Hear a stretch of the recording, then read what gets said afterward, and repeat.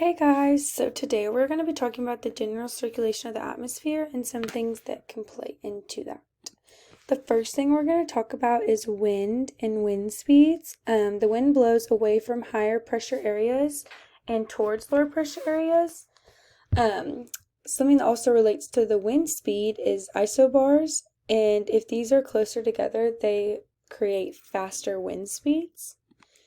Next, we're going to talk about the Coriolis effect, and this is due to the Earth's rotation. So this effect is when circulating air is deflected towards the right in the northern hemisphere and towards the left in the southern hemisphere. So as you can see in the video, the northern hemisphere it's going to the right and the southern hemisphere is going to the left.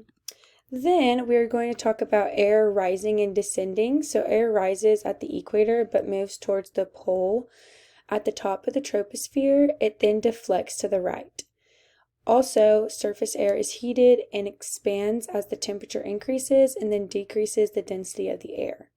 When air ascends, it warms, and when air descends, it cools. So as you can see in some of the photo here, the descending air is cool and dry, and the rising warm air is there.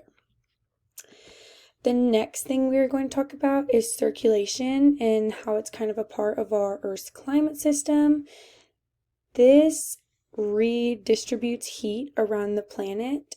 The wind circulations move in response to the difference in temperature at the equator, which is the warmest region, and the poles are the coldest regions.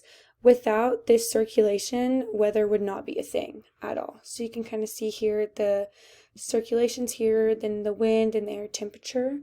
The next and last thing I'm going to be talking about is the general circulation of the atmosphere.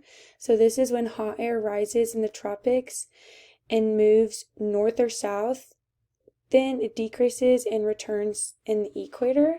Something that comes from this are Hadley cells.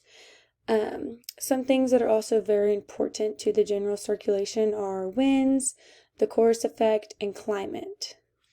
Thank you for watching.